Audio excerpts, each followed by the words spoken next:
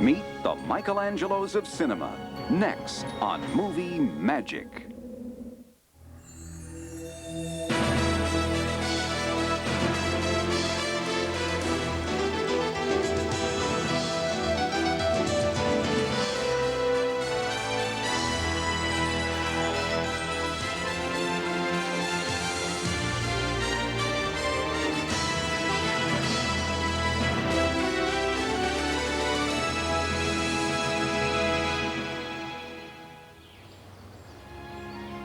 In this scene from Gone with the Wind, few moviegoers realize that the panorama above Scarlett O'Hara is painted artwork.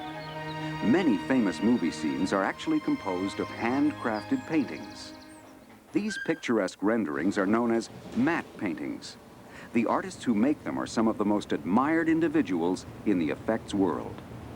Creating a matte shot involves painting a set or location which would be too expensive or even impossible to photograph live. One of the finest matte painters working today is Sid Dutton. He and his partner Bill Taylor run Illusion Arts, an effects studio in Los Angeles. This studio has created spectacular vistas. For Cape Fear,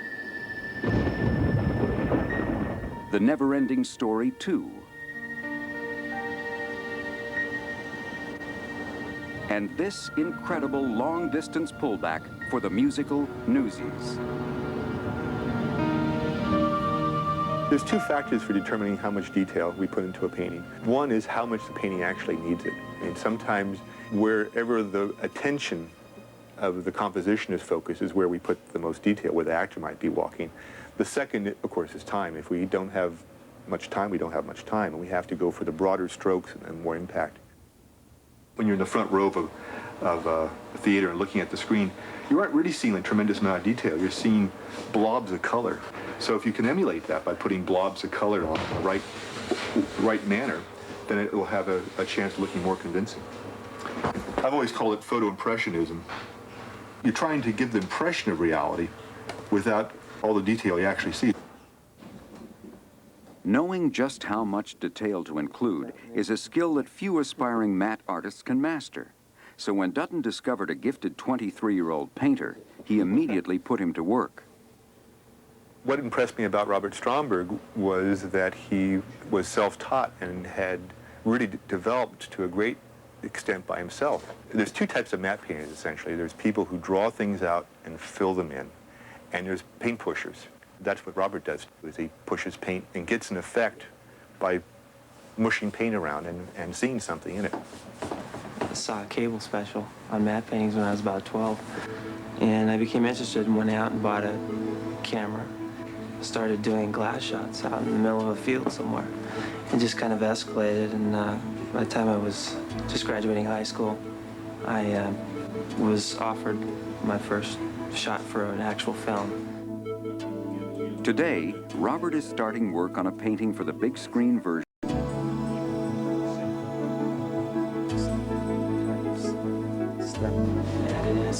It's far away enough where you can get away with it. As the painting progresses, Stromberg must rely on his color sense and keen eye for detail. It's hard for me to enjoy what's out in the country. If I'm taking a drive, I spend more time figuring out how it was created and why the colors look the way they do, why the light's hitting it a certain way. You feel that you want to understand how it works, and eventually you do. And coming in here, it's very easy because it's already painted in my head. I already see it finished. It's just a matter of actually going through the process. Once the painting is completed, it is turned over to cinematographer Bill Taylor for filming. This is where the matte painting is brought to life. By carefully adding elements such as miniature trees and a moving train, Taylor will add depth to this two-dimensional painting. A computer-controlled camera allows Bill to give precise movement to the shot. The hardest thing in a shot that's pure painting or entirely artificial is just making it look real. You have to be careful in a shot like this. You have to do a camera move that looks realistic, that looks like a kind of move that could actually be done in a movie.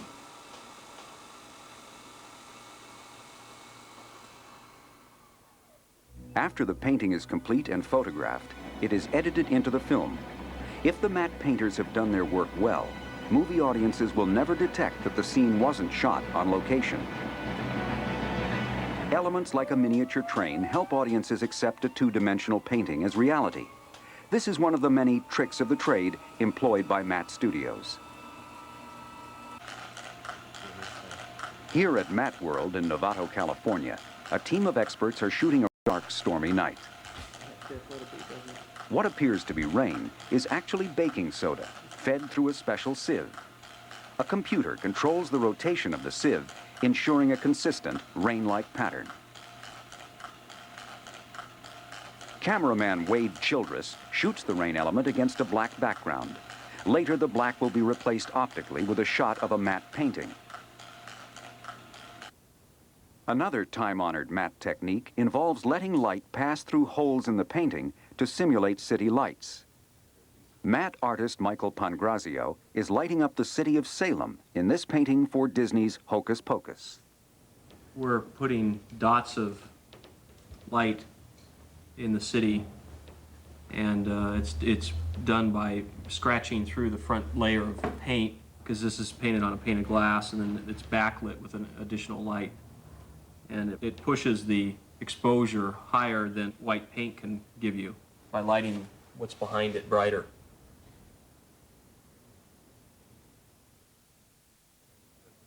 Because they utilize timeless art tools and techniques, matte shots have a long and illustrious history in motion pictures. Their use dates back to the silent era and such films as The Thief of Baghdad. Matte World co-owner Craig Barron is a foremost historian on matte painting. It's recognized among the people that I know that a gentleman named Norman O'Don is probably one of the first, if not the first, sort of father of matte paintings. And he used matte shots around the turn of the century. The first examples of this were what's called a glass shot. There's a camera set up with a piece of glass that the camera is photographing through, and the matte artist actually paints on that piece of glass out on location. Now, the disadvantages to that are that the crew has to wait until the matte artist is finished doing that painting. In 1911, Dawn developed an easier process called the latent image technique. News of this method spread across the Atlantic, where an English matte artist, Percy Pop Day, began to use it in 1914. So now the glass is still out on location. You're photographing through the glass, but instead of a matte painting being there, it's just a black silhouette, so that when the camera photographs through that piece of glass, the exposure is held back. The information is then recorded later with the matte painting back at the studio. 60 glorious years. And the Mikado, for which Day created Japanese temples on a London soundstage. Once matte artists were able to paint in a studio instead of on location, the quality of the paintings improved immensely.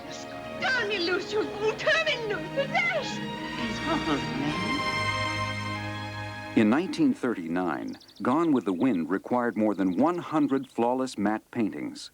A small army of painters, overseen by photographic effects supervisor Jack Cosgrove, was charged with bringing the Old South back to life. Nearly all of these matte paintings employed the latent image technique. This spectacular Atlanta cityscape was created by filming a dirt road on the MGM backlot in Culver City, California, and then adding the painting later in the special effects studio. The crew of the Yankees coming! I'm afraid so, ma'am. The Army's pulling out. Here's a film that is supposed to be taking place in the Civil War South. It was photographed, for the most part, in Culver City. There are hundreds of matte paintings in that movie. Civil War battlefields, Terra, all these things were created with matte paintings. With matte painting firmly established as an important visual effects medium, new masters of the craft began to emerge. Walt Disney admired the work Percy Day's stepson, Peter Ellenshaw, had done on Treasure Island. In 1948, Walt brought the Englishman to Hollywood to work full-time for Disney Studios. He would always be telling people here that he had a young artist in England who'd worked on Treasure Island, and he made it so you didn't have to go to some island. He could make it look as though it's in the island by painting these things. Ellen Shaw became a valued member of the Disney team. In 1960, his stylized matte paintings of England won him an Academy Award for Mary Poppins. Well, Mary Poppins was an exciting film, mainly because Walt Disney was involved from the very beginning. You didn't have to make it so real that it didn't look fanciful. It's a wonderful film. Everybody still loves it, don't they? While he was at Disney, Ellen Shaw began to work on his own paintings on the side. In 1987, he retired from the film business to pursue fine art. Peter occasionally emerges from retirement to help out his son Harrison, who heads up Disney's Buena Vista Visual Effects. The two painted side by side on the hit film Dick Tracy. Meanwhile, one of Ellen Shaw's former associates, Albert Whitlock, had also become recognized as a top matte artist. Whitlock's outstanding career at Universal Studios was highlighted by 2 Academy Awards and by his work with one of the world's greatest directors. Hitchcock, of course, was the outstanding director in my life. I had a special relationship with him. Of course, he was a master, unquestionably. And as far as matte shots were concerned, and anything else for that matter, he always was able to tell you what he wanted, but why he wanted it. Alfred Hitchcock asked for this painting from the birds to give a bird's-eye view of the chaos created by the film's airborne antagonists. To create the shot, Whitlock combined a live-action street scene with this painting. The addition of live birds resulted in one of the film's most memorable images. One of his favorite expressions was, if you want to make a movie, you get 4 good scenes that the audience will remember later on. He said, then you just string it together with a bit of story. Whitlock continued to paint spectacular shots for Universal. In 1974, he was honored with an Academy Award for his paintings, which, combined with miniatures, portrayed the devastated Los Angeles in Earthquake. Albert Whitlock has consistently added a degree of realism to matte painting and special effects in general that wasn't there before he arrived on the scene. His work is truly flawless and wonderful to watch. Albert Whitlock continued painting until his retirement in 1988. By that time, one of his former assistants, Sid Dutton, had firmly established himself as a top matte artist. Okay, move the card, camera right. Sid Dutton showed promise in the beginning. I mean, I could make jokes about having to whip him into shape, but I really didn't have to. I mean, of course, I owe everything to Al Whitlock. I mean, he taught me everything that I know about my craft. I did have a painting background, but I mean, it didn't do me any good for this particular craft. At Paramount Studios in Hollywood, Albert Whitlock protégés Sid Dutton and Bill Taylor are working to create a matte shot for the comedy sequel, Addams Family Values. Illusion Art's task is to turn a small section of exterior wall into a much larger view of the Addams ghoulish mansion. Do you want me to look? Sid works with effects supervisor Alan Monroe to create a low-angle shot of the Addams house from which the family nanny escapes on a line made of sheets. What we're really doing more than anything else is extending the set. Even though matte paintings cost a certain amount of money, it's still cheaper than trying to build that entire set. So that's our primary function, is to extend the set. To achieve this effect, the filmmakers will shoot the live action now with a black mat masking the area that will contain the painting. The artwork will be done later at Illusion Arts Studio. The nanny, played by stuntwoman Joni Avery, works closely with the crew to verify the angle of the shot. Secure the camera, lock it off, and take a look. Once the angle is agreed upon, the camera is secured so it can't move between takes. Each take must be identical if the matte is to be perfectly blended into the live-action footage. The crew then creates the matte that will hold back the exposure for the area of the film in which the painting will appear. Right about Depending on where the matte is placed relative to the camera, the matte line can either be soft or out of focus, or it can be very hard and sharp. To make it hard or sharp, the mat has to be far enough away from the camera that it's in focus along with the other elements of the scene. Obviously, to make it out of focus, you just have to move the mat closer, and you can make it out of focus to any degree that you wish. You'd use a hard mat if you wanted to go around a sharp edge, like the edge of a building. A black hood is then draped over the camera so that no light can pass between the camera and the mat. This ensures that the area... Let's roll, please.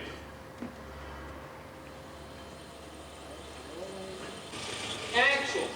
8:12. The first several takes are ruined by either the nanny or the sheet passing over the edge of the mat line.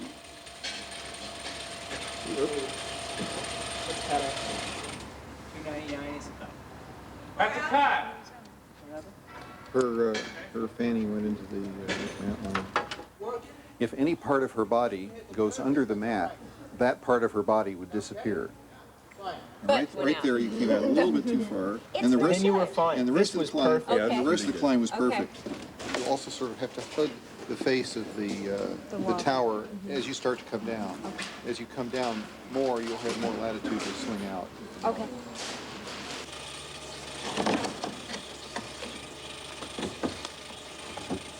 Eventually, everyone is in sync and some good takes are photographed.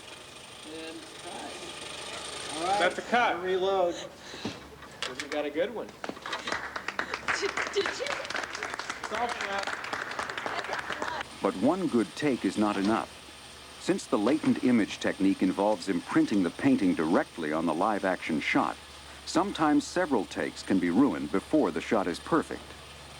The good takes are broken down into separate rolls, and they're stored in the freezer. When the painting is finished, we take the good take out of the freezer, thread it up into the camera, and expose the painting onto the good take, into that unexposed area that was left reserved, so to speak, by the mat.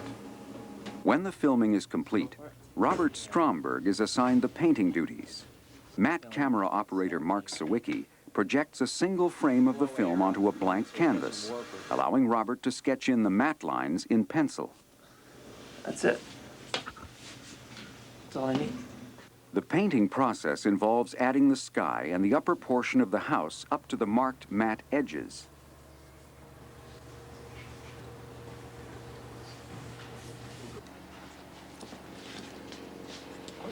It's still a little bit fuzzy. Still a little fuzzy. I'm gonna have to bring. Yeah, what I think it is, it's on both sides. It should be a little bit thicker, this board. Yeah, I think so too. This one. When the paint tricky to complete the shot. This is the exact same film that was shot on location. So this has only the live action element. This has the nanny on it, and it has not been exposed. To add motion to the painting, Sawicki will expose the film in such a way that the clouds appear to move across the screen. What this mat's going to do is just reveal that area of the painting where the sky is. He'll do this by creating a split, which is accomplished by exposing different portions of the painting in separate passes. There's a mat in front of the lens that leaves only the top part of the painting exposed. If that painting is moved slowly as it's photographed only in that top section, it will appear on the screen as though the clouds at the top of the frame are moving from one side to the other. Matte technician Lynn Ledgerwood turns a small hand crank to move the painting. The process is precisely timed so that the clouds move as the nanny descends. As the final shot shows, the moving clouds are a crucial element in blending the painting with the live-action shot. The overall effect makes the Addams house a spooky haunt from which a nanny would want to escape. While matte artists contribute to some of film's most memorable scenes, they will never achieve the prominence they deserve, for a very simple reason. They're trying very hard to be undetected, and the better they are at being undetected, then nobody will know about them. I think the beauty of map work and the reason why it's lived right through into this very sophisticated era is because it's, as mathematicians would say, it's a wonderful equation. A piece of glass, some paint, and some film. You know, and it's just common sense putting it together. I mean, really it is.